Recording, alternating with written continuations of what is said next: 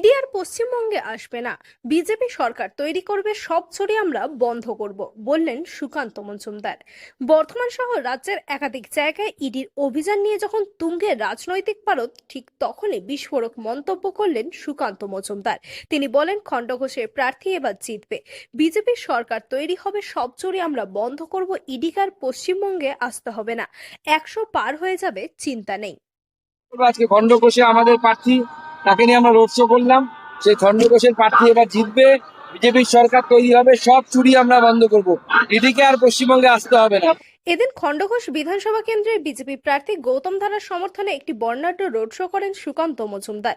মিছিলটি খণ্ডঘোষের পাঠানপাড়া থেকে শুরু হয়ে হাটতলা পর্যন্ত যায়। প্রখর রোদকে উপেক্ষা করেই বিজেপি কর্মী সমর্থকদের ভিড় ছিল চোখে পড়ার মতো।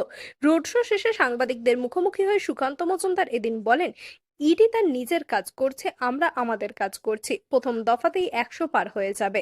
খণ্ডঘোষের প্রার্থী গৌতম ধারা জিতবেন, বিজেপির সরকার তৈরি হবে। আজকের এই প্রখর রোদের মধ্যেও যেভাবে মহিলারা বেরিয়ে এলো, অন্যান্যরা এগিয়ে এলো, আমি 100% আশাবাদী খণ্ডঘোষ বিধানসভায় বিজেপি জিতবে। মানুষের উৎসাহ দেখলাম, উদ্দীপনা দেখলাম, এমনকি সংখ্যালঘু পরিবারের মহিলারা পর্যন্ত যেভাবে এগিয়ে এসে হাত নাড়িয়ে আমাদের প্রার্থীকে অভিবাদন জানালো। গৌতম ধারা এবার জিতবে এখানে। আমাদের সৌমিত্র খান কলকাতায় আছে, আমার সাথে ফোনে কথা হয়েছে। সৌমিত্র খান পরে আসবে।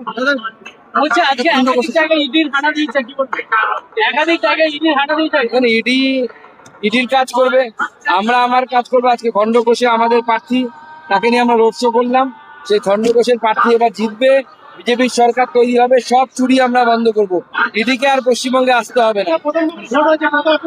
100 পার হয়ে যাবে, 100 পার হয়ে যাবে, চিন্তা করবেন।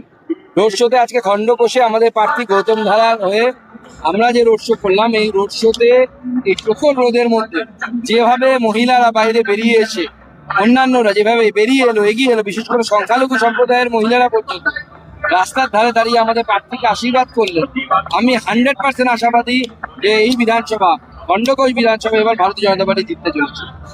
ইডির আর প্রয়োজন পড়বে না। ভোটের মুখে সুকান্ত মজুমদারের এই মন্তব্য বেশ তাৎপর্যপূর্ণ বলেই মনে করছেন রাজনৈতিক মহল। প্রচারের ময়দানে উপচে পড়া ভিড় কি শেষ পর্যন্ত ব্যালট বক্সে পদ্ম শিবিরের পক্ষে জনসমর্থনে রূপান্তরিত হবে? সুকান্ত মজুমদারের এই আত্মবিশ্বাসী হুঙ্কার কি নির্বাচনী বৈতরণী পার করতে সাহায্য করবে, নাকি তৃণমূল তাদের ঘর ধরে রাখতে সক্ষম হবে?